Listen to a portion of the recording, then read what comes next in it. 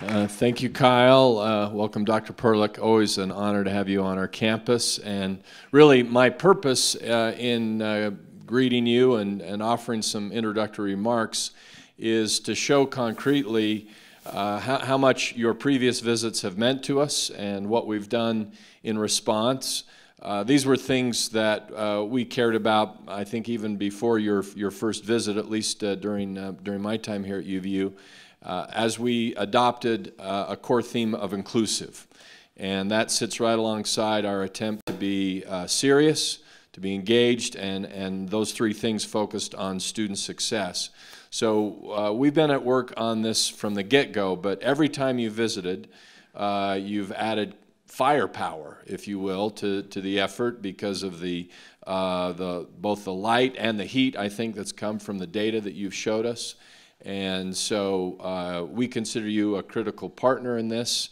I want to report to you what we've done, not to say that we've solved this problem by any means, but just to show that we are making meaningful progress, and then to think about what else we need to do, where else we need to improve, where we're falling short, and to move forward. So in that spirit, the big context here for the state in general, but certainly for UVU, is our growth.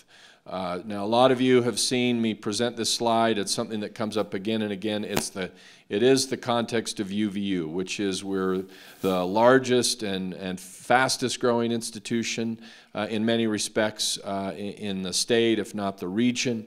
We're over 35,000 students now. You can see us on our way to 46,000 students by 2025. Just managing that growth alone is a significant challenge. But as we've learned, just as we've sort of sensed from our own everyday experience, and then certainly as we've been informed by Dr. Perlich, it's not just any kind of growth that's coming. It's a special kind of growth that we need to be responsive to. Just one other data point here. Along the lines of that growth, though, this is for me always a very striking statistic. When we look at what's happened to growth, not yet in higher education, but what's happened in K through 12 growth. And when you look at it across the state, that, you know, roughly half of the growth of all of public education in the state of Utah is happening in our service region. Now, by our service region, I mean Utah County, Wasatch, and Summit County. Each institution of higher education has a formal service region. That's our service region. So out of those three counties, we're accounting for half the growth in K through 12 across the entire state. So that says something about why we're growing, but also about what's going to be happening on into the future, and why we need to be thinking about this now. Now, I'm not going to say anything about it here because this is what Pam's here for, but embedded in that growth, both the trajectory for UVU and that public education growth, is a statement about demographics, about ethnic populations, about socioeconomic groups that look very different in many ways from what we've looked in this valley in our previous decades that we've just been celebrating as part of our 75th anniversary. So I'm not going to belabor that point except to say that one of the things we've learned is that we have got to be more inclusive and proactive in thinking about how we not only handle this growth on a day-to-day basis, but do in a way that reaches populations that historically have not been part of our institution enough, and certainly need to be part of it in a greater degree, more so moving into the future. So what are the key elements of this approach? There are a handful of kind of big levers, if you will, that we can talk about here. There are actually hundreds of things that we're doing, but the ones that I think that we think have the biggest impact is, first of all, we've stayed open in missions. That's been a big strategic question for us here at UVU ever since I walked in the door and we became a university, which is, you know, can you really stay open to missions? You've got all that growth, you're a university, shouldn't you change that policy? And we've said, no, we're not going to change that policy. We're going to stay open in mission. And there are a number of reasons for that. It's not just one reason. But at least a very significant reason is this idea that we need to be inclusive, and there needs to be an opportunity and a path for those who historically have not been able to connect in higher education relative to what some other populations have. So that's a starting point for us. Stay open admissions. Keeping tuition and fees low. Every year we go through this exercise. It starts on campus with a truth and tuition hearing, meeting with the students. It carries on into Council of Presidents for me, where I work with my colleagues and advocate for where I think we should be on first-tier tuition. It means a further analysis in terms of our senior administrators and others about what we do with second-tier tuition. But we're working every year to really keep that low. There was an exception the first year I was here when we became a university, and when we were facing a budget cut that we had to really ratchet up some tuition. But since then, we've really kept it low, and the last 2 years we've kept student fees. We've actually cut student fees, all in an effort to make the financial burden the smallest it can be, if you will, the least amount of hurdle it could be. Expansion of certificate and two-year programs. That was another strategic question as we became a university. Shouldn't you let that kind of slough off? We've said no. Another way of putting this is we still are retaining very much a community college mission. So yes, we've become a great teaching university, four-year programs, master's degrees, but these are great programs. They allow students to move through more quickly with less expense. Certain trade and technical orientation provides an avenue for students that are exactly right for their needs, and so we've not only held on to those, we've expanded those. And then finally, an active outreach to underserved, underrepresented populations. Not just making it rhetoric, not just making it sort of window dressing on the university, but taking concrete actions that would reach those populations and get them onto our campus. Now, a couple of things of note along those lines. You can see here the cover of our strategic inclusion plan.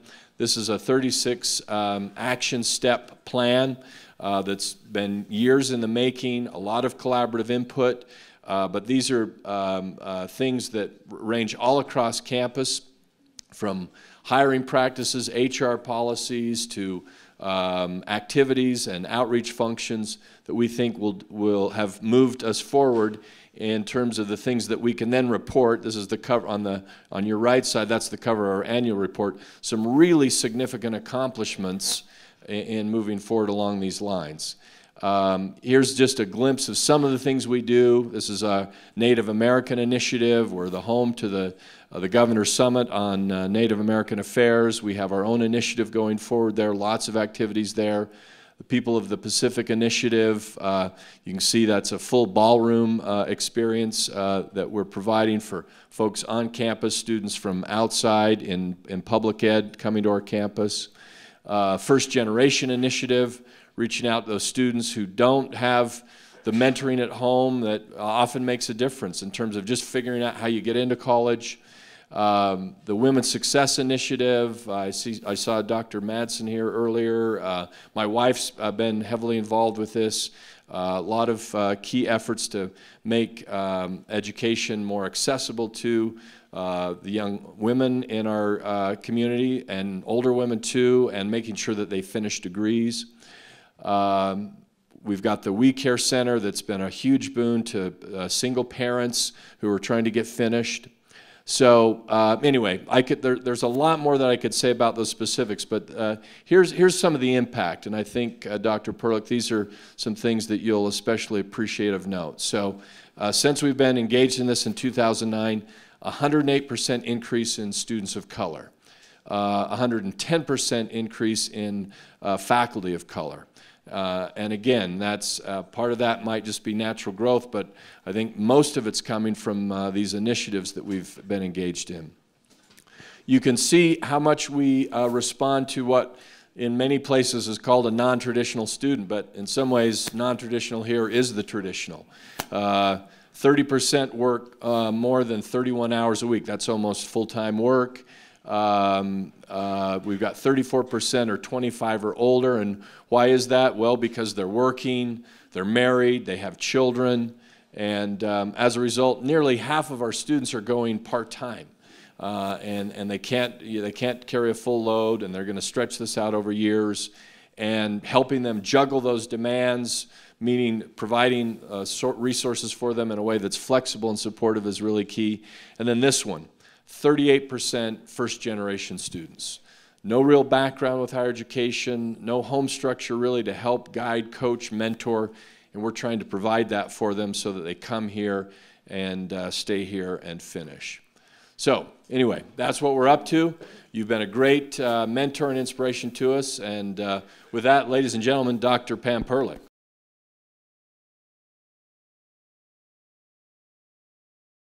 It is terrific to be with you here today. So greetings from the Kempsey Gardner Policy Institute at the University of Utah, and just an honor and privilege to spend time with you here today.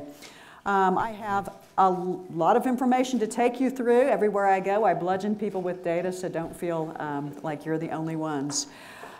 I think we all can recognize that we're living in some pretty extraordinary times, that the world is really changing quite rapidly.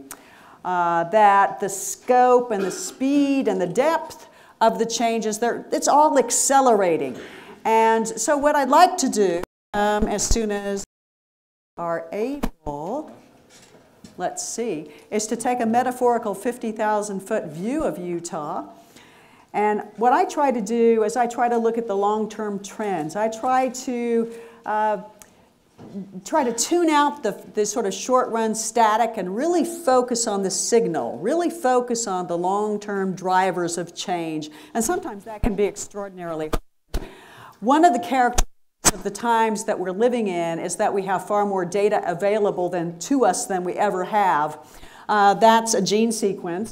And you'll remember that see these things until about 25 years ago or so, and now we can see far more deeply into our bodies, into our brains, into our digestive systems. Who knew there was more living things inside of us that are non-human than are actually human?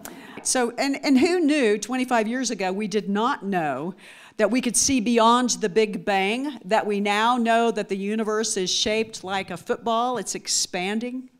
These are mind-blowing things to think about. And at the same time, digital data is being generated for financial data and all other kinds of data in enormous quantities every day. So we have more knowledge, we have more data.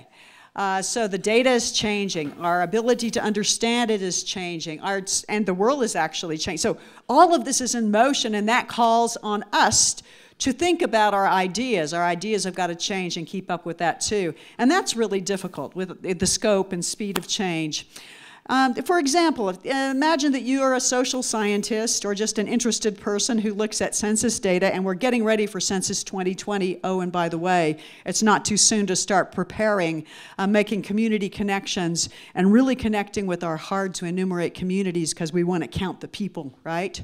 But if we were back in 1950 looking at all these intermountain states, who could have imagined all those little states with about 500,000 people would have expanded over the mere span of 60 years, so that we then had Arizona surpassing 6 million, Colorado over 5 million. By the way, we passed 3 million last year. And meanwhile, you have Wyoming, 500,000 people. Who could have looked at the data at that time and understood the trends that were unfolding and what were driving those changes? I can tell you, though, that a piece of information, of data, that is emblematic of a new epoch and a new era in our nation and in our communities is that in 2010, the majority of babies born nationally are what we call minority babies. Now, this is a real strange definition, but it's always been with us. You may or may not know that since 1790, when we began enumerating our population as part of our Constitution, not an amendment, but part of the Constitution, we included color, we included race from the very beginning. Now, not all countries did, and this is, of course, because of our legacy of slavery. And so we kept track of people by color. We know that there's no such thing as a race gene, but it was a marker of other origins that we had. And at this point, The definition has changed over time. Initially, it was the government wanting to track people.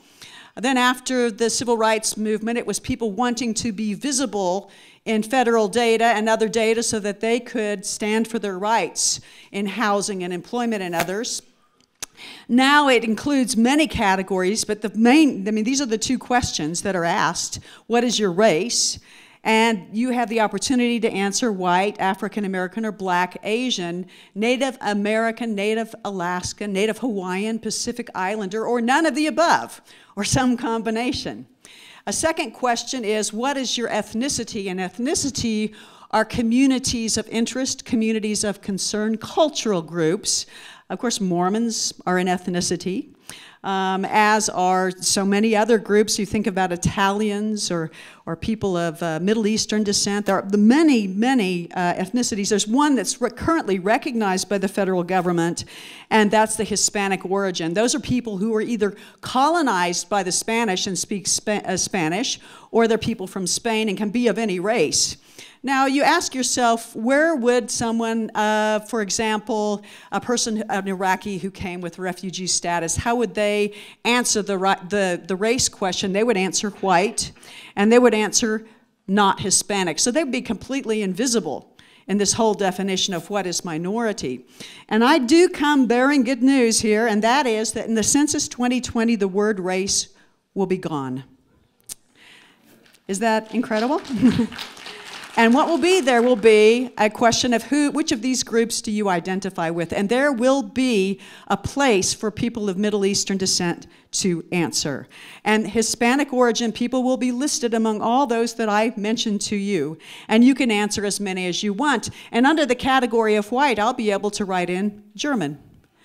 And so this will make it possible to see much more diversity that's really part of our the fabric of our culture and of our communities. But even with this narrower version in 2010, we still had the majority of babies born that are minority.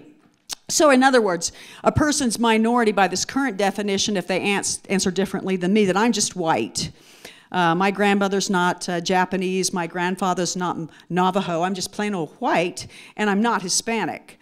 Anybody who answers differently, like your great-great-grandmother was African American or Native American, you are then considered a minority. But you see that's just a very partial view of the true diversity in our communities.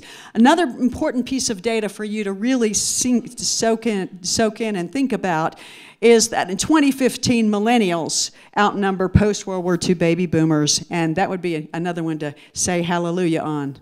And every year that passes then, there are more millennials than baby boomers because, you know, we're beginning to die off. That happened earlier in Utah, where the baby boomer generation is outnumbered by young people. Now, if you think about the different regions of the country and how they've grown and those time paths of data, we know that we're in a growth region of the nation. And when we were in the middle of this last financial boom, if we roll back to 2007, when financial markets were heated up and we had all of that speculative investment in real estate, the Bureau of the Census did projections, and those projections, of course, because of our inclination to think that what's been happening now will just continue forever, they thought the growth would continue in these exponential paths forever. Meanwhile, of course, the Midwest and the Northeast are sort of flatlining in their growth. But we know now that we have a more moderate rate of growth. We know, in fact, there are many markers of the carnage of that Great Recession, as they call it. Births since 2008 have been going down. That's true in Utah County, too. Not just births per woman, but numbers of babies born going down since 2008. People are waiting later to form households. And migration, you know, when that Great Recession hit, when the global financial markets froze, international migration froze too. So did domestic migration. By all of our measures of mobility, movement of people is at a historic low that we haven't seen. The peak was in the early 1980s. Fertility rate currently in Utah at 2.3. Can you imagine? Is at an historic low. And essentially, migration to the state became zero. Migration between Mexico and the US reversed. More migration going to Mexico than returning. So should someone contemplate building a wall, it would actually keep people from returning to Mexico at this point, because that's the direction of the flow right now. And so what we've seen, though, in the last few years is that the economy's begun to pick back up, and Utah has begun attracting more people to the state. But we're clearly into a slower growth regime than we were prior to the financial bust. This is a little bit complicated to see, but this is the population center of the state. There's a particular definition of it, but essentially, if you stack everybody up like a coin on top of the map of Utah, where they live, and then you try to balance it, the map of Utah on a sharp, like a nail or something, where would be the place that the map would balance? Where's the center of the population? And so you can see from 1950, it went north into Salt Lake County and down the East Bench, and it's gone progressively south and progressively west, so that now the center of the population is in Utah County. What we're seeing then is the filling out of the metropolitan area, not just the surrounding counties like Summit County and Wasatch County, Tooele County and Davis County and all the rest, but we're seeing an infill in southern Salt Lake County and northern Utah County, so that we're merging into a large metropolitan area. And so there's a whole conversation now about what does that mean about the characteristics of Utah County going forward, because you know you have in Utah County the youngest median age in the nation, one of the highest fertility rates in the state, among our high fertility rate in general, and we think that those characteristics will persist, but will still trend towards the nation as we become more of this large metropolitan area together. If we look at these are preliminary tract estimates that we're developing in our office. So these are the areas of growth in Utah County. As far as numbers of people between 2000 and 2014, if you zoom in, then you can see see the areas of population growth, extents of those growth. For the state as a whole, we're now 91% considered to be urban, so we are an urban area. Utah County is not a country area, it's an urban area, and so Utah then and Utah County then begin to have all of the challenges that urban areas have and urban issues. Now the drivers of change behind all of this dynamic really have to do with our connections to the outside world. The connections to the outside world come through the economy. As an economist, I'm looking at markets and how markets bind people together and tie people together. I have to say, like everyone else, I do a lot of my shopping on Amazon. I won't comment on my participation in sales tax collection. But like this slide advancer, which is awesome, it's Bluetooth, it's really a great one. I ordered it from Amazon. I put my credit card in, and it just showed up in a box with a smile on it, and I use it, and I love it. But I have no idea, who collected the money. I have no idea who made this.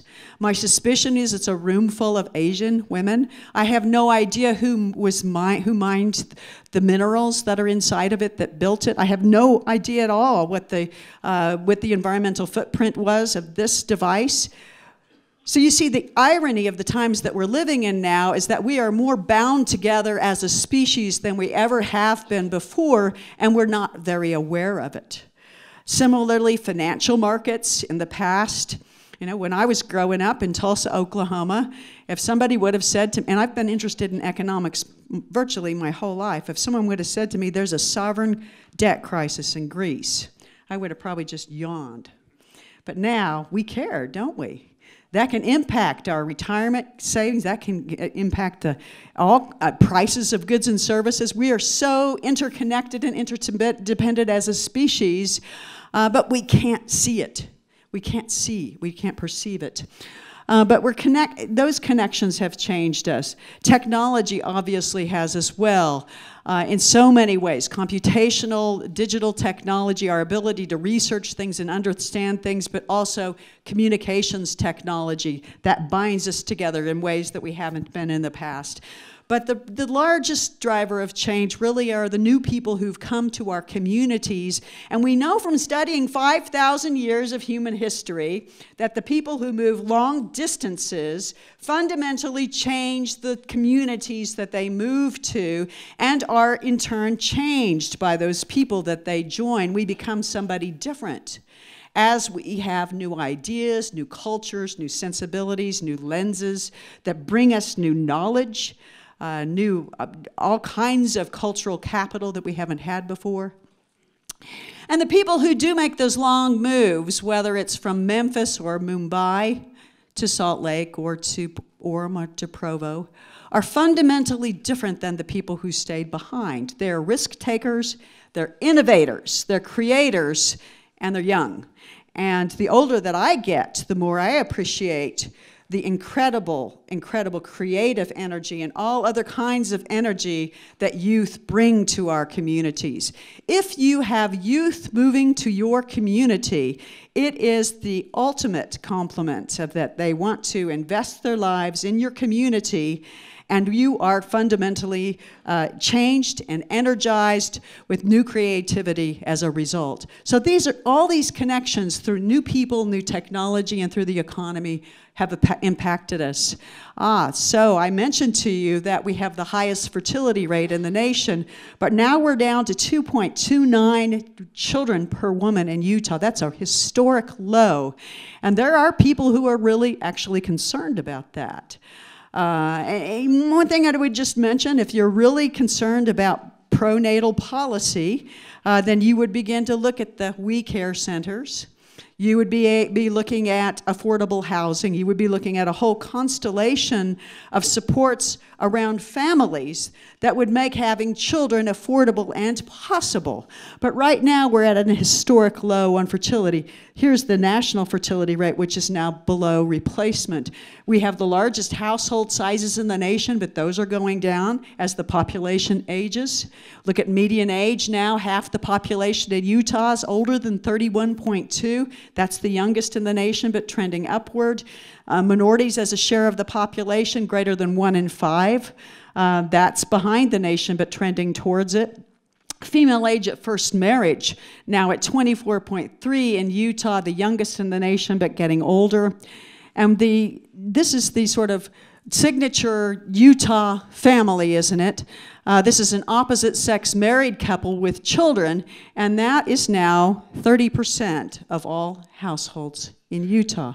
There's a great diversity of ways that people are living and composing living arrangements, and that's happening in Utah as well as the nation. So all the dimensions of diversity that you're considering here at UVU in your student body, you know, that's important. That's your future customers here at the university. But further than that, we understand that to be successful in this new economy that's emerging, we've got to constantly be learning, right? We need to have a culture of education, because the things I learned 20 years ago are obsolete. The things you're learning today, you get your degree, it's really like a learner's permit. You got a certificate to get started. But expect that you need to continue to learn, and that's a good thing to create. You don't want to step into a situation where you'll do the same thing for the whole rest of your life. As this new world emerges around us, we're part of creating it, and we're part of creating the adaptations that our communities and our people need to adapt to this continuous change. Look at this. If we look at young adults 18 to 34 years old, here in Utah, 29% of them basically are still living with their parents. This again is evidence of just how difficult this recession has been, the incredibly high cost of housing, the slowness of the labor market to create enough jobs so that people can form independent households. It's an indicator of quite a bit. That's Utah. So this economic transformation that is happening at the same time as the demographic transformation, really one of the drivers, we're watching Utah change right before our eyes. You know, I moved here in 1986. Maybe that was before some of you were born. There were no brew pubs. I moved here before there was squatters downtown. There were no coffee roasters. Look how the place has changed. All of these are markers of change, of cultural change that have occurred. Utah's changed from, and we had 1 million people in 1966. Can you think how small a place that was? Now, Salt Lake County has 1 million people, and Utah County has over 500,000 people. This place has grown tremendously, and yet some people think of Utah as a rural place. We are urban, so that some people think we're still a little bitty place out in the middle of nowhere. We're not. We're very connected internationally, and our economy is diverse across many, many sectors. Among all states, if we look at measures of economic diversity, we have a presence across more industries than all but 1 or 2 other states. So we don't just have a classic Western economy based on extraction anymore. That is a small fraction of what we have going. We have other much more dynamic sectors. Well, the demographic transformation that has occurred over these last 25 years or so in Utah, which I guess it's a bit longer than that. You begin in 1970 and you start seeing a very major in-migration to the state, and it brings lots of different people. There's a recession in the mid-'80s, and then there's a burst of economic growth that brings people not just from here in the U.S., but in the 1990s up until 2008, we brought people into Utah from all over the world, not just Latin America, but from every continent. And remember that they tend to be young and bring their children when they come. Then there is us old white baby boomers, and we're getting older every year. It pains me. You guys who are young, enjoy your youth, please. You're just going to be amazed at how fast 30 years goes by. I'm serious about this. So celebrate your youth. Enjoy your youth. Those of us born between 1946 and 64, we're white, we're mostly Christian, we're mostly native born and English speaker. We're so homogenous that they taught us to read out of the same books. We learned from a cast of characters named Dick and Jane and Sally, and there was a little dog called Spot, okay, and a cat named Puff. And there were little white kids with blonde hair, obviously, duh. Those of you who know who they are, you've been busted, you're baby boomers. Can you imagine teaching all the children today from the same books? That would not work. But we're very homogenous. We're getting older and we're beginning to die off, shall we say.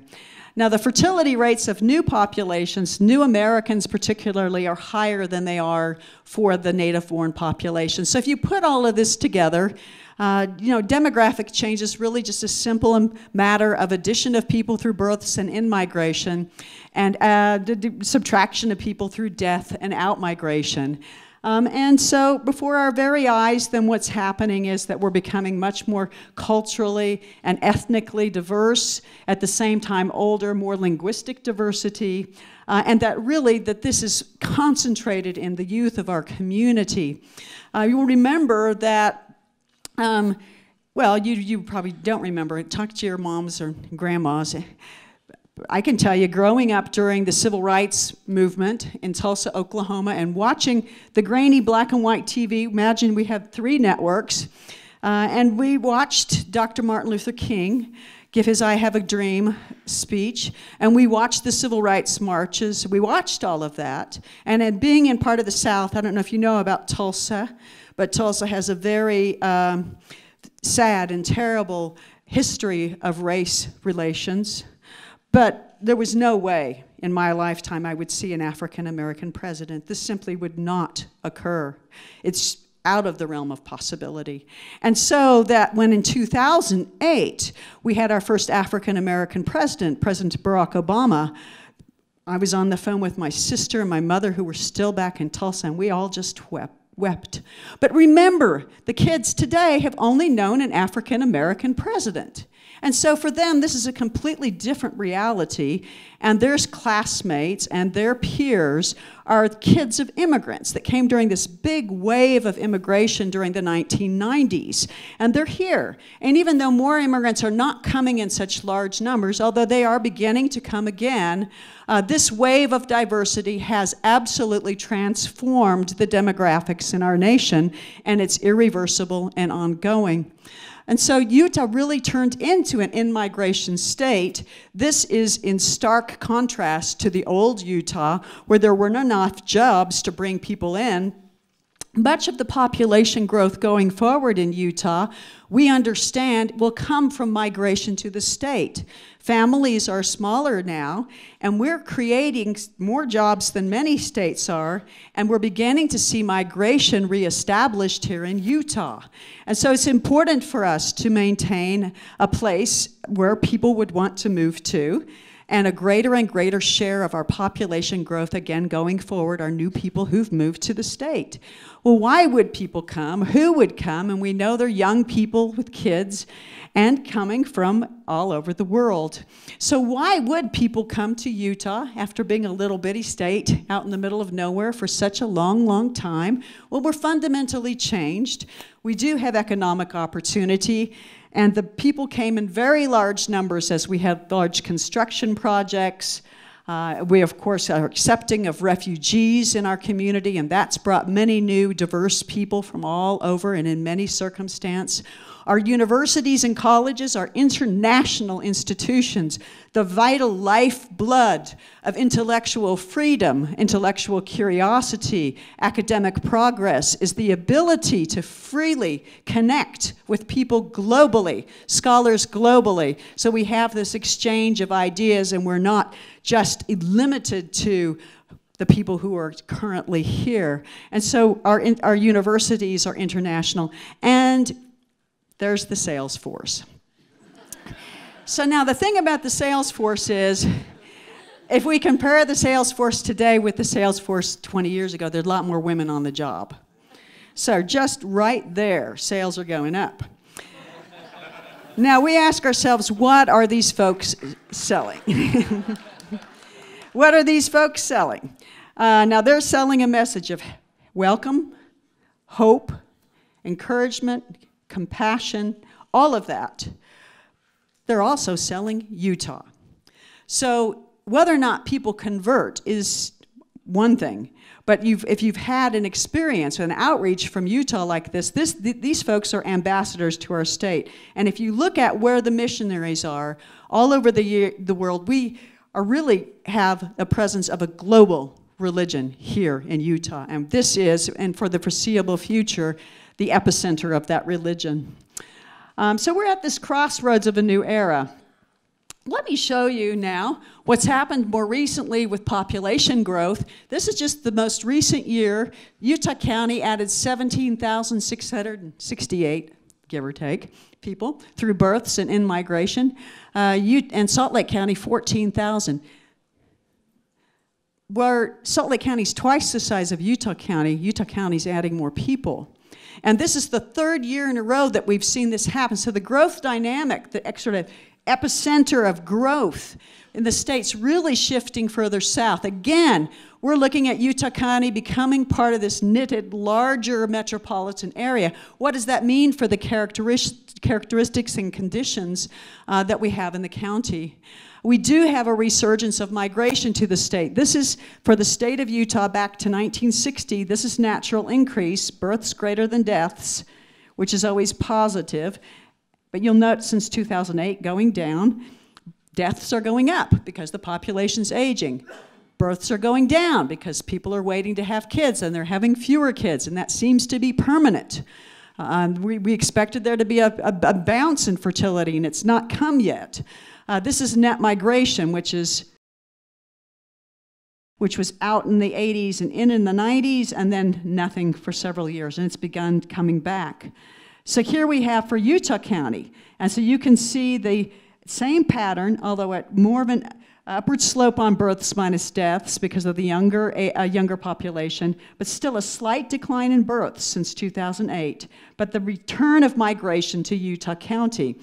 This is an age and sex pyramid for Utah County. You'll see these are 5-year age groups, so these are preschoolers, 5 to 10, 10 to 15, 15 to 20. So you can see the presence of BYU. This is 2000, the year 2000. This is a classic college age distribution in 2000. Now look what happens when we get to 2010. And remember, we get UVU between 2000 and 2010.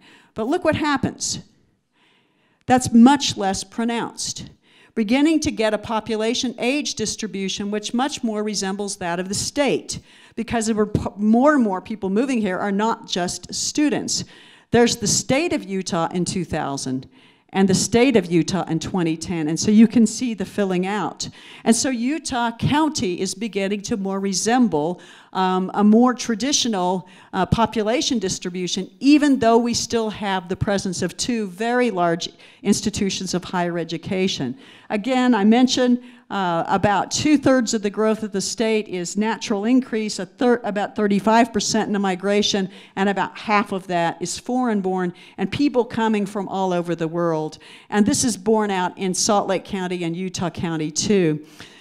Everything we've talked about so far is really at the state level, and no one ever really lives at the state level. Averages are just computations. So, for example, have you ever had coffee with a median? Lunched with a mode? Chatted with an average? Doesn't happen. And so the great lesson for us is that the message is not the median. That really, the importance is to look at the distributions. And one of the distributions which is so telling and so important is what's happening at a neighborhood level. Now, we've begun to build out some of our neighborhood indicators. We want to build those out more and more for Utah County, too, to begin to understand the differences in conditions in neighborhoods, because that's where we live, right? Life happens right here. Life's right here in our houses of worship, our grocery stores, our places of work, our neighborhoods, our front porches. That's where life happens. And so to understand how these changes are expressing themselves in people's everyday lives, we need to look at those micro scales. So for example, if we look at general fertility in downtown Salt Lake, it's 48.6. And we come out here to Lehigh and Cedar Valley, it's 132. Tremendous difference in those data. And where it really shows, and what I want to look at all of these things in Utah County too, but just in Salt Lake County, for example, you gain 10 years of life expectancy by just these 2 miles that you travel. And these are folks here who are living in very deep poverty, and these are folks who are very affluent. And so these changing conditions are really articulating themselves very, very differently. Similarly, we have many, many, dozens and dozens of ethnic enclaves through Utah County, through Salt Lake County, through Weber County, and unless you're looking at those neighborhood levels, you can't see them. You can see them in the school data, though. If you look at the results of the fall survey, where they ask kids, what language do you speak in your home last year for the state of Utah, that number was 129 languages. And so we have in our midst, amongst us, a global community, enclaves of many, many people from many diverse traditions, religious traditions, ethnic traditions, linguistic traditions. And hooray, because we have a lot of great challenges facing us. And we all understand that as we bring more perspectives to bear, we can come to solutions much more quickly. One of my heroes, Dr. Vivian Lee, who runs the whole of Upper Campus at the University of Utah, gave, I guess it's probably been 4 or maybe 5 years ago, maybe you'll remember Kyle, and she gave the Martin Luther King Jr. Day address at the University of Utah and spoke of her own family history, the daughter of an immigrant. And she talked about how this experience helped her understand the importance of diverse intellectual and ethnic traditions on her research teams. I mean, it's really easy to come to a conclusion, and it can be the wrong conclusion if you get everybody in the room with the same background, the same age, the same. maybe the same gender, maybe the same generation, maybe the same that you really limit what your scope of possibilities are if you do that. And she understands that the more you bust that wide open and welcome more ideas and intellectual perspectives, the faster that you can solve problems, the more robustly you consider all situations. That's the face of the future of our community. And so we look at, in any of these geographic areas, and look at the minority shares of the population of preschoolers and then all the way up to 85 years and older, then we can see that the youth are very diverse and that the older generations are not. And so if we're looking to diversify our understanding, besides the generational lens that comes from people who came of age during a multicultural wave of immigration to the nation and our first African-American president, and a whole new sensibility about our planet's place in the universe and our role in shaping the future of it, if we don't include young people in the conversation, we're missing many, many perspectives that limit what it is that we can see and what we can understand. This is a generational shift. And so how it plays out over time is, for the first half of the 20th century, before the immigrants start coming again, we have a very homogeneous population, but now what happens into the future is that as the old baby boomers begin to die off, then the minority-majority youth become the minority-majority people.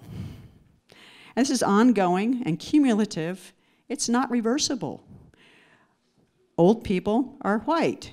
Young people are multicultural, multilingual, international, very, very diverse. Unless I'm wrong, I don't think I'm living forever. So this is really the faces of our future. And our kids, our mixed heritage kids, this is okay, I still take the print version of National Geographic. I still have the newspaper delivered to my front porch. Yes. And this issue came a few months ago, and it was called Mixed Heritage in 2050. And there were stories about all of these beautiful people. If you have had the opportunity to visit with a mixed heritage young person, you have an understanding and appreciation of that these folks have special X-ray vision. They can see things from more than two perspectives. Because they get two perspectives, they understand that there are dozens and dozens of perspectives. And they're very special people, very gifted people. And I just loved reading the stories of all these young folks. And this person right here, her face was just so compelling to me. What a beautiful young woman. And her name is Hosanna Marshall. She's 32, New York, New York. She says she's African American, Native American, white, and Jewish, and on the census she said she was black. But this is really what we're talking about, the wave of diversity. We're talking about mixed heritage people that have this special multicultural lens that us old white baby boomers don't have unless we listen, unless we read, unless we have friends who are younger. I mean, you can gain a lot of understanding through reading and listening. This is always possible. But the real action then in understanding the conditions of people's lives or neighborhoods. We've not talked about increasing inequality. You know it's a fact of life that the sort of elevator of upward mobility is not working so well anymore, that the connection between grade school and college is not there so easily as it was before, and that's why the proactive policies of UVU are so incredibly important, because we understand that the institutions were built for a different time and a different place and for people like me. And thank you very much. They worked really well for me. But because they worked well for me does not mean they work well for people today. And so what really our call to action, you see, is to understand how all these changes are occurring and where this infrastructure of opportunity is breaking down for so many others. And we build these infrastructures of opportunity, these bridges to opportunities, the way that we're engaging here at UVU. And don't forget, there's going to be a lot of us old white people here real soon. I hope to grow up to be an old woman. It's getting there faster than I want, but there's going to be a lot of us. And if you look at that same population pyramid, this time by single year of age, you can see what Utah looked like in 1960, a big fat bottom, lots of kids. There we are now. But by the time we get to 2065, we go from being a Christmas tree to a beehive. That many more old folks, that much, much older population. We do truly become a beehive state. And this change in age structure then means that if we look at the number of youth per working age, which in 1970 in the US were 61 youth per working age, that's people under 18, per people 18 through to 65, there were about 18 people who were elders. And then over time, that went down because old baby boomers became part of the workforce, and now we're hopping up here in these gray boxes. And so if you look to 2060 then, and notice we have 41.5 retirement age people per 100 working age, and we have about 35 youth. Look at Utah. Not so different, huh? We don't see a return to the old Utah, which was many, many, many children per working person. These are permanent changes, they're ongoing, they're cumulative. We end up with about as many elders per working person and some more children. So things are not going to get easier. Things are going to get more challenging for this new generation. That's you guys. And so, congratulations. This is the future then that's unfolding, and that we're part of creating new solutions and new opportunities and new institutions to deal with, because the old institutions are not really aligned with the new conditions just yet, but we're getting there. Lots more old folks, much more technological complexity and global competition. So what are the strategies when we look locally? What are the strategies to help people have the wherewithal to get their footing in the job market, have the ability to afford housing, have transportation that serves people's needs, clean air, clean water, how about good food, good nutrition, a few basic things like that, child care, the supports that make our communities livable and places that we want to stay and to live. So, we've never been a species that just sits back and says, well, that's interesting. We'll just let those locusts eat the crop. No, we're proactive. We see there are things that we can do. We're incredibly able, creative.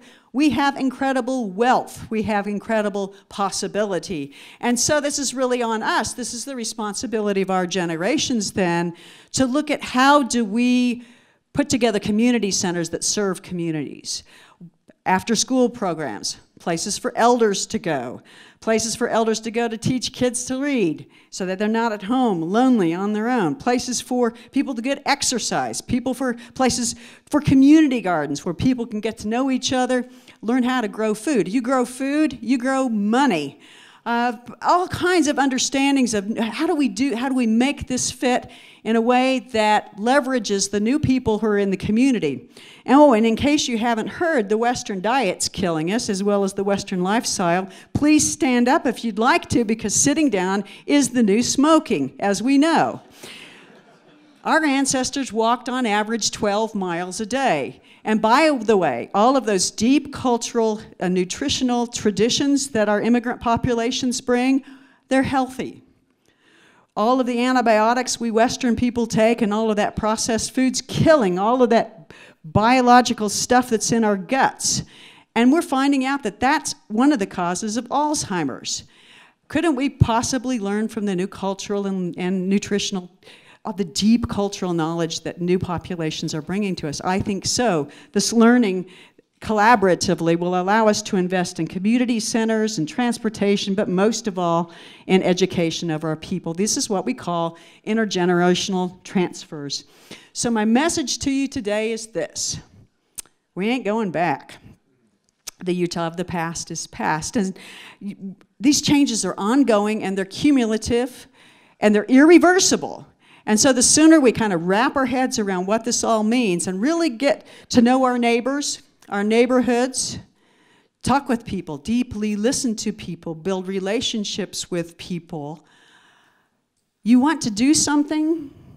You think, I want to help. How can I help? I want to be part of this new world. There are all kinds of efforts already going on. Look for the people who are doing the work that you want to join. We're all over. There's plenty to do. There's no shortage of things to do.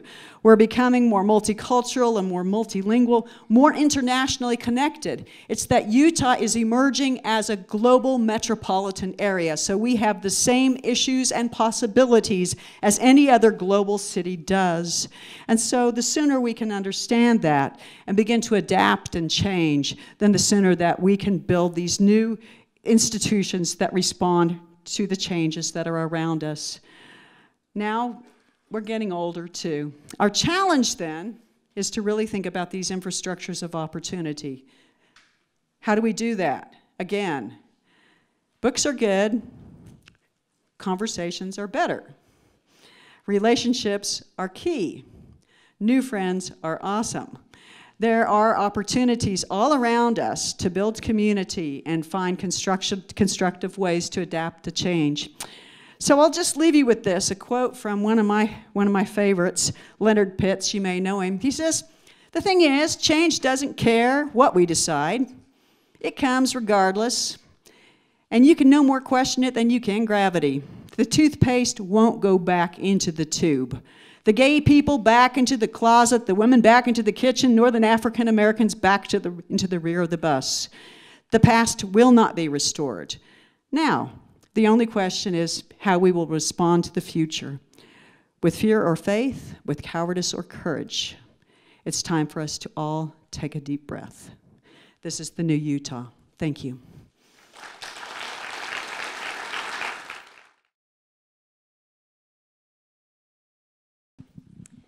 Thank you, Dr. Perlich. I love the presentation. One of the things that I really saw in the presentation is a validation of what I'm seeing in my work every day. And that is, first of all, recruitment. As we're recruiting, when I started here 21 years ago, we recruited the individual. Now we are recruiting the family. And very much so, we're not just recruiting that individual, but we invite the entire family to come to see the school, because it'll take that whole family to get that student here. And I saw that in your presentation.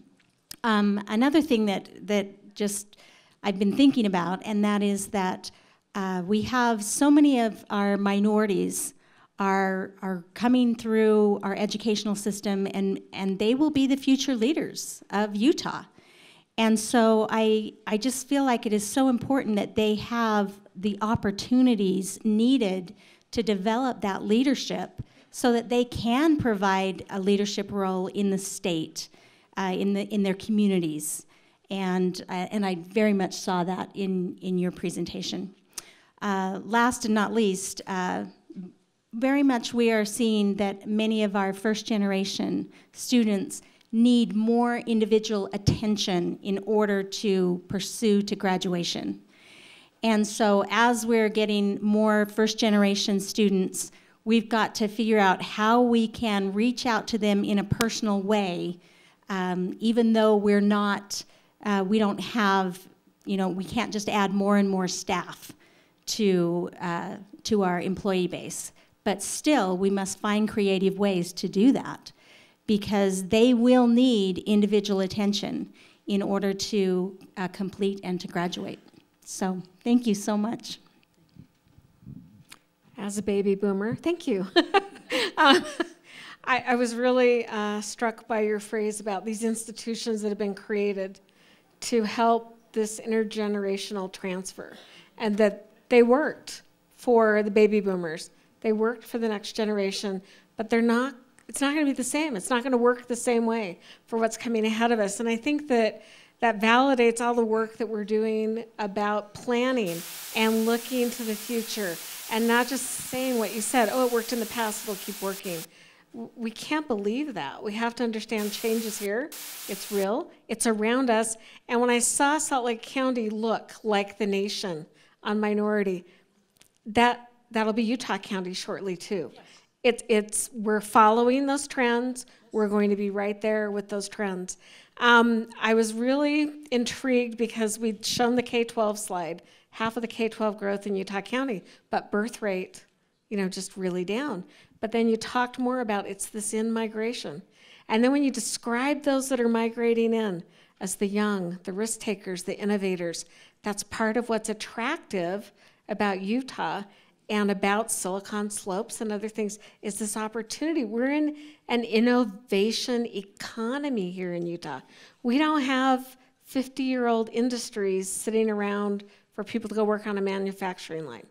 We have new businesses, new cutting edge, and that's important not just, so I guess for me it's the melding of those two things.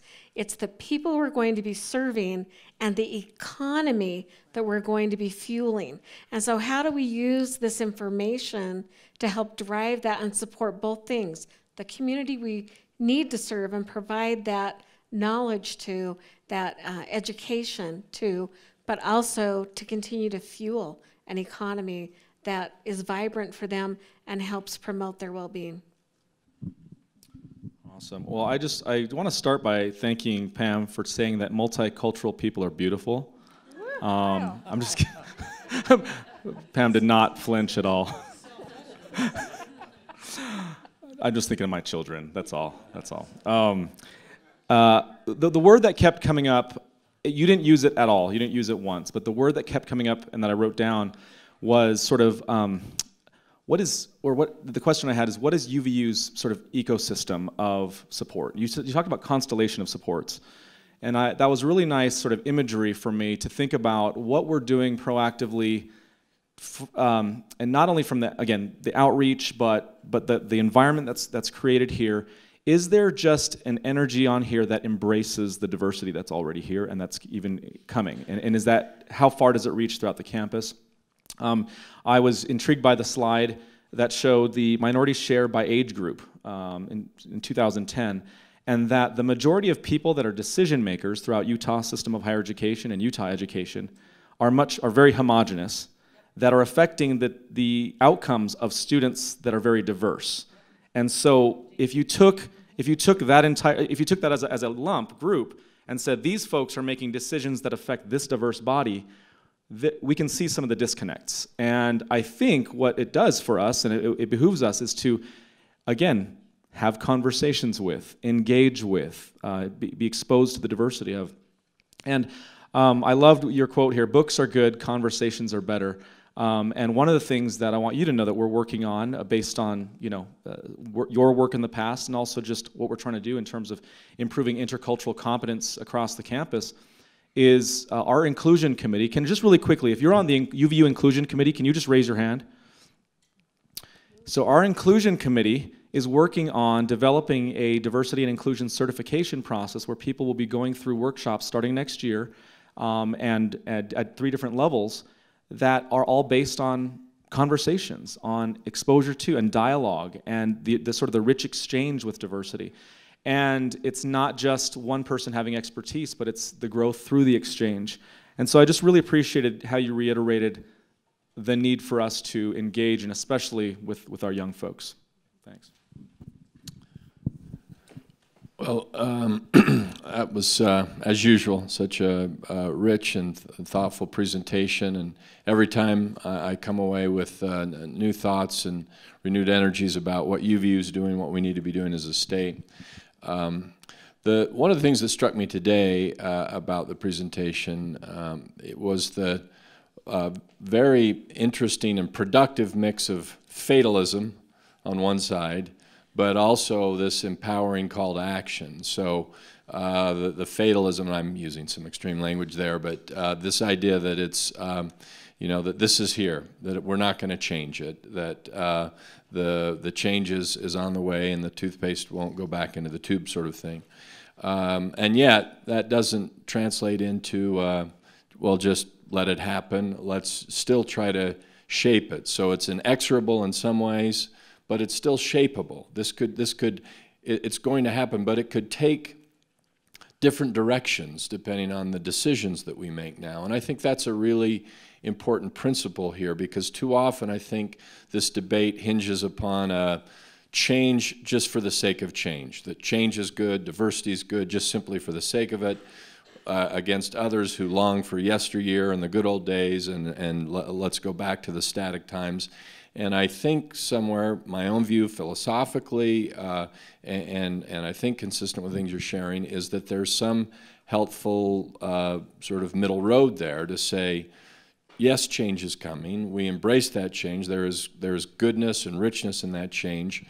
But we do need to shape it in a certain way, because there are some of the very issues that you talked about that create this rich new society can also have, we're also starting to see signs of the effect that I think Kyle was talking to in terms of the atomization of society, the combination of the different cultures and races with technology, where we can almost design our life and who we talk to, so that we're only talking to people that we agree with, that we understand, as opposed to having common conversations, reading common texts, and sharing some general values about what has made Utah attractive, what has made America attractive. Why do people want to be here in the first place? Do we just let all that go in a condition of 1,000 flowers bloom? And the answer is, we're going to have a lot more flowers, they're going to be a lot different colors, but we still need something to have us, a set of understandings to cohere around that make it what it was that have made it such an attractive place to come to.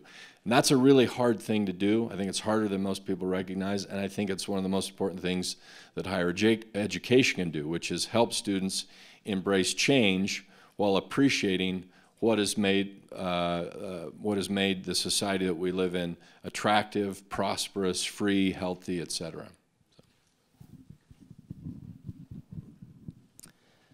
As I listened to this, there were several different thoughts, but one of them is just how well positioned UVU is to address the opportunities and challenges that this all creates.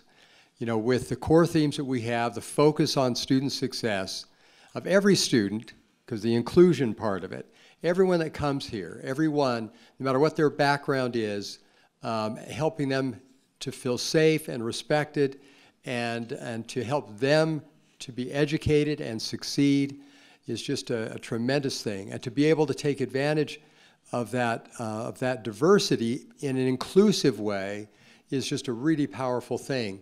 When you look at the intellectual history of the world, often the most powerful insights have come when somebody confronts something different.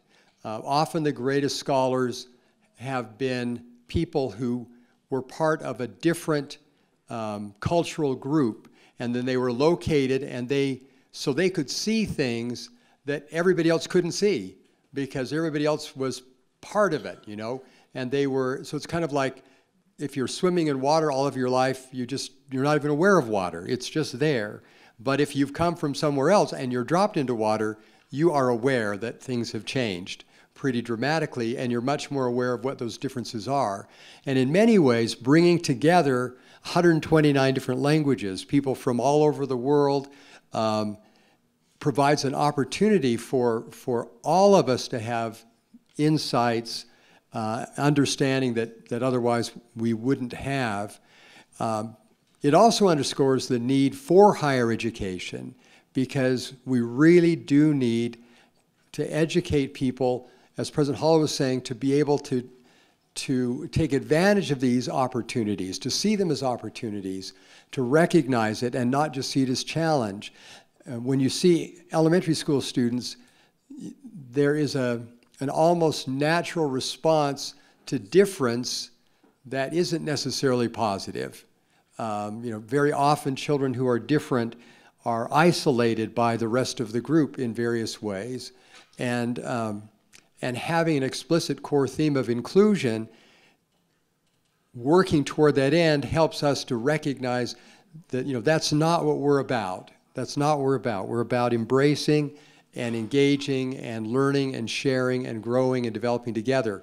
Then additionally, in this increasing global world, having people with connections to the whole world in such a variety of ways, and not just the heritage members of those communities, but also the sales force that goes out and spends time out there and learns about a different culture and learns a language and then comes back here to UVU, if we can cultivate that cultural awareness and understanding and potential to reach out to the world, then really that provides a very, very powerful base within our service area to have great things happen here and to make a major impact throughout the world. Thank you. What we'd like to do now, and Jake is here, if you've got any questions for any member of the panel, and especially for Dr. Perlich while we've got her here on campus, now's the time for some Q&A.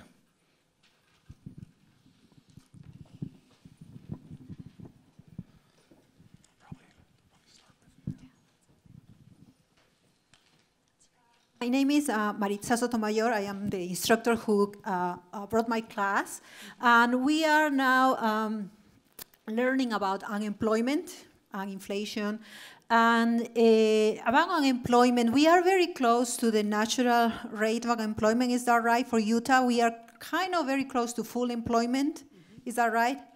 I was wondering if, is there any policies in place to bring skilled workers out of Utah and bring it here, because we don't have yet enough skilled workers. We are in a point that still we have 4 years to educate our students to be in the workforce.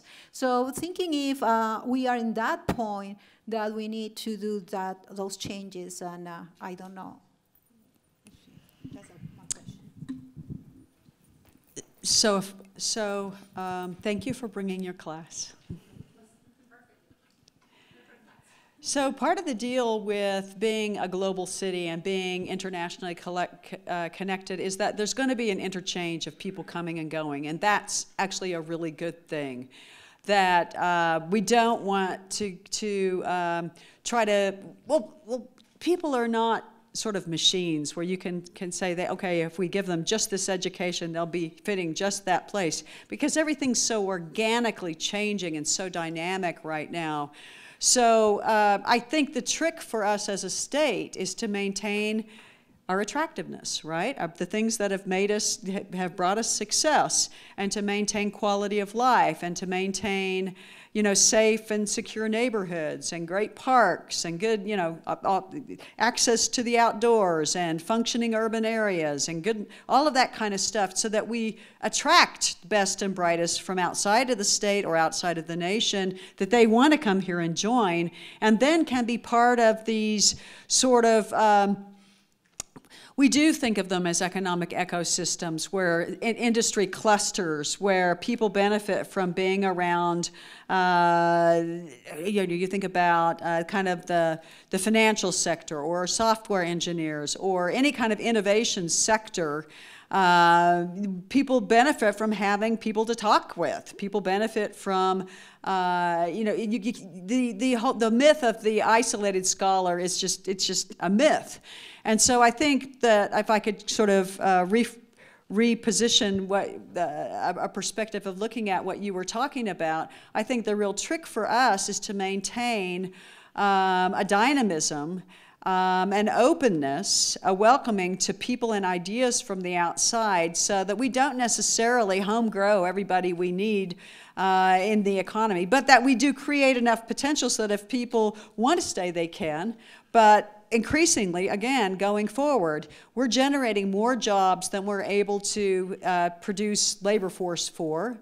And that over the next 50 years, if these relative growth trends do continue, then we really will depend more and more on new people moving to the state to meet the demand for labor, and to contribute to this innovative, creative dynamic that's in our economy. Are there, and your question was, are there policies in the state to create more skilled labor or attract more skilled labor, and I think yes. How successful are those? I'm not sure. I think that where we have more control over is actually at our higher education institutions in creating people who have a certain set of abilities and skills, but the most important then is the ability to be a self-learner, a lifelong learner, to be like, you know, I'm on it. I'm learning that new piece of software. I'm reimagining myself and retraining myself, and that our higher education institutions are welcoming of people of all ages who are game for that, because we're gonna change jobs a lot over the courses of our work lives. I'm not sure if that quite answered. Does somebody else wanna chime in on that one? Good to go to the next question, unless. Oh, Jeff. One of the things that we have a responsibility to meet the educational needs of our service area. And there are a wide variety of needs. There are non-credit, there's for credit, there are people who just need a one-year certificate, and others who need a master's degree, whatever it might be. And as an institution, we need to learn how to move toward a model that allows us to educate and support people through all these different stages. The traditional university didn't have to worry about that. The traditional university took people in, 18-year-olds, graduated them at 22, and some of them continued on to get masters and PhDs, and they came to you. You really didn't worry about it all that much. And we just, to address the needs that were outlined here and that we identify in other ways, we've got to become more flexible and more adept at meeting this variety of needs for people of different ages, and they're going to need it more. Without that education, they're just sidelined. They don't have the skills they need, and because we've got such a dynamic economy, if we can educate them, there are jobs for them. And that's not the case everywhere, but here, that is the case. Maybe not for every single degree program, but for the most part, as we stay in tune with what is needed and also keep a broad-based education to help people be flexible, we can do dramatic things to help the quality of life for the people of our service area, and also help continue that high-quality economic growth that allows our communities to get better and better and be the kind of place that attracted people in the first place, and maybe even better than that. Any more questions? Over here, we got a couple over here. More comments, yeah. And Pamela just said comments or reactions to the presentation as well, so doesn't have to just be questions. So you mentioned that we need to continue to create more jobs than we can fill. What kinds of things does the government need to do, or can the government do to help fill that need, to help fill more jobs? Does that make sense? I'm looking less and less to the government for answers. Okay, I like that. I think the answers are among us. I mean, we know more about what's going on in our community than somebody far, far away. The big drivers of industrial policy can make a difference. I mean, if you think of the great industrial policies of the past, for example, the interstate highway system, the railroads, I think the big drivers for the big federal government drivers being those kinds of large industrial policies. What can the government do? What can create an environment where people can succeed? I think the action more and more is locally for us to look around and see what is needed and join with those around us with, figuring out what it is as a community we want to accomplish together, whatever that is. think about it. I mean, set goals and see that see that we can achieve them at a neighborhood level. So, just get very mundane about it. And, let's get everybody reading by 3rd grade. Let's make sure there's no hungry children. Let's make sure, whatever it is, whatever the goals we have together are, and, collect data on it and hold ourselves accountable. And then, what can I do? What can I do to be part of the solution? Because we're incredibly wealthy people. This is not Somalia here. We have incredible wherewithal and creativity. And so all we need to do is imagine it together, find collaborators, and, Kyle, our tugboats. We're not going to take over the big ship of state. I just don't think that's where the action is now. I think it's all about the tugboats. And, go around the people who don't have our common vision, and we all just connect our tugboats, and we just all start pulling for the same goal, and eventually that big old ship, it changes direction.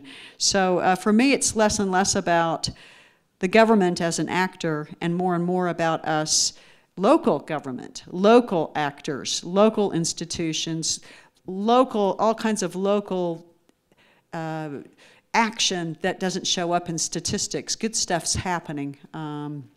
Find our collaborators and set the goal together, and then let's all set our tugboats off for that place right there. Yeah.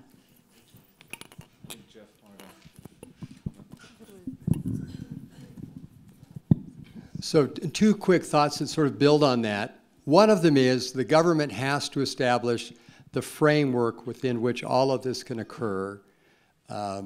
That's just really critical through laws, through statutes, through enforcement, through funding and other things. Another one associated with that is that we do need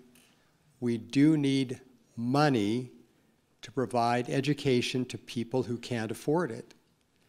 A number of years ago, I wrote an article called Higher Education, America's Vital Investment. America can't afford its colleges and universities.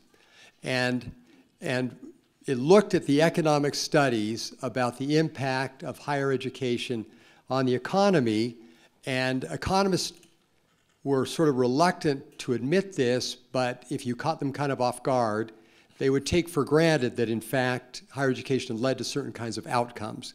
And if you looked at those, you would see that the contribution of higher education to the economy far exceeds the increasing costs. And at the time I wrote it, there was a lot of angst in government about how much the cost of universities was increasing. Can we possibly afford this? And what this showed was that even if universities were inefficient in certain ways, they were still generating far more economic value than the cost. Of course, the primary value of higher education isn't economic, so the value went well beyond that. But the challenge was that the value that was generated was not in the pockets of the people who needed higher education. So university-based research and education allowed Bill Gates to become a multi-billionaire. But how do you get that back to the person who needs the higher education and has no money? Most of the children being born are not being born to the wealthier families in our communities. And most of those families are risk averse when it comes to debt. They're not used to financing things. They don't necessarily have access to that. And yet we want to provide them, we need as a society to provide them with an education. And that's only going to happen if for example, the Utah State Legislature provides growth funding for UVU. It really is a critical thing. And when I met with the state financial analysts and talked to them, you look at the studies. Those who don't have a higher education have a much greater likelihood of needing SSI, needing school lunch, needing Medicaid, and so I just said to them, do you want to pay now for an education or later in in welfare programs. And the government can pay now and invest in all of these wonderful people and allow them then to contribute to the economy, contribute to society, generate value beyond the economic, but more than the economic. So we really do need government to play a role in funding places like UVU in order to develop the potential of all of those people who come from families where they don't have it. And it isn't just the children. You look in our service area, I've talked about this before, we have 150,000 adults, 25 and over, who don't have a post-secondary education. And we need to provide funding to help them to get that so that they can be, so that they can have rich and full lives and contribute more fully. I think we have one more comment, and then we have another question on this side. So Pam, one of the images that I really liked was the Population Center of Utah movement. And to watch it start, what year did you start, 50 or 60? I can't, yeah. And then it moved north and east, and it went urban center of Utah at the time. And now you look at it, and not only is it in Utah County, but it's west of Redwood Road. And that was intriguing to me. You know, watch it come over Traverse Mountain, and you think, okay, it's going to stay on the other side of the freeway, it's going to stay on the other side of Redwood Road, but it went west. And one of the things that you mentioned several times, and I'm wondering about the connection here, was affordable housing. What's the connection between this movement and that? Is there a connection? Oh, you just tossed me the old hot potato. Well, you know, there are lots of policies government could pursue that would be helpful to families. Affordable housing would be extremely helpful to so many people. So yeah, I mean, people can't afford to live in downtown Salt Lake City. I mean, and people can't afford to. Yeah. So affordable housing is it's huge. It's in so many ways. People don't. I mean, and as we have an aging population, it becomes more and more important. But we've got, you know, people who don't want to have housing in their neighborhoods that their kids could afford to move back into. So, but this is yeah. I mean, as the people, it's called Drive to Qualify, right? Make it more rural too. I mean, we're more urbanized, but the growth center. It just keeps expanding and expanding and expanding. So, you know, this is something that we're facing all across the nation and dealing with. That's an area, obviously, and that's local government policy, land use policy, housing policy. It's all connected, transportation policy. But yeah, I mean, people have had to move to Cedar Valley or have to move to West Valley or to Tooele. Tooele is another great place that's just ripe for the picking on affordable housing. The trick is you get to spend an hour and a half in your car every day. Which then goes to more government policy, not just on housing, but as you said, transportation. And so we've had this north-south Utah, and all of a sudden, if you really look at that, we've gone east-west, and yet there's not a transportation link west. Anyway, okay. These are things we can figure out and deal with. Yeah. I think we have time for one more question that we had over here. Jake, is that Cheryl? Okay. Yes, thank you. Thank you, Pam. This is probably the 4th or 5th time I've seen you present, and everyone is better, and I could sit here all day. I love this stuff. And I was so happy. Pardon? Cheryl Hanowitz. I'm the Department Chair of Technology Management. So, and I've done a lot of work with Susan, so you probably recognize me from that. And I was so happy to hear other states are doing this as well, because I'm from Michigan, and I would love to see something like this from Michigan. But anyway, just, I guess, a real quick question. You've touched on this. We're a big service area. We got 2 other counties that are growing. Are there any creative plans? You know, you talk about being flexible. I know we got online. Are we looking to maybe put any other facilities out there? I guess just any future ideas to be considering. Oh, nobody wants it. Sorry. We're thinking a lot about this very issue and our ability to reach people beyond our main footprint, and how do we get education into the hands of people kind of where they are. So I think higher education in general is moving this direction. I think some of us are moving faster than others. And so I think the combination of thinking about mass transit is becoming a major issue in terms of how we coordinate the outreach, both in terms of an ability to access main campuses, but also to have satellite and regional branch campuses. All that we're doing with online learning, hybrid combinations that can take people where they are, but also bring them back to campus.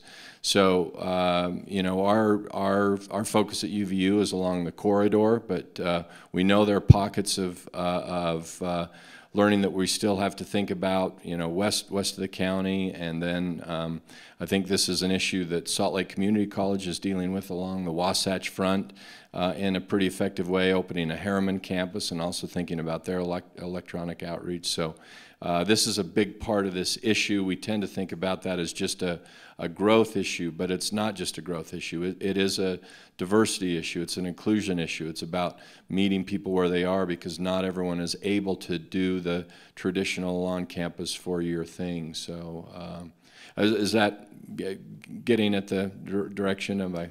Yeah, and I know we just did the big master here, so I know that kind of took a lot of our time, but I just didn't know if you had any, Yeah. I'm just glad that we're thinking about it, because we keep seeing it growing. Every time we see it, it's growing more, and... Well, I will say, we just finished that master plan. We've approved it, and already, we're starting to say, this is probably not going to be enough, and what else are we going to do here? So it's just something. It is our. I'm not sure it's seeing our new normal. It's what we've always been doing, at least in the last decade or so, to think about growth. But it's taken on an even greater intensity, and we're going to have to think beyond. Even as we've made, I think, a really smart plan for the bricks and mortar, which is still important, and I don't think should get lost in this, because of the idea of conversations more important than books. We can have people read books and send papers in online, but we need them on a campus and congregating. But we're going to have to do that more efficiently, and it's not just going to be on Orem and Vineyard, and it's going to be out in Eagle Mountain, and it's going to be out in Harriman, and it's going to be out in rural Utah and Payson, and so we're absolutely working on those things.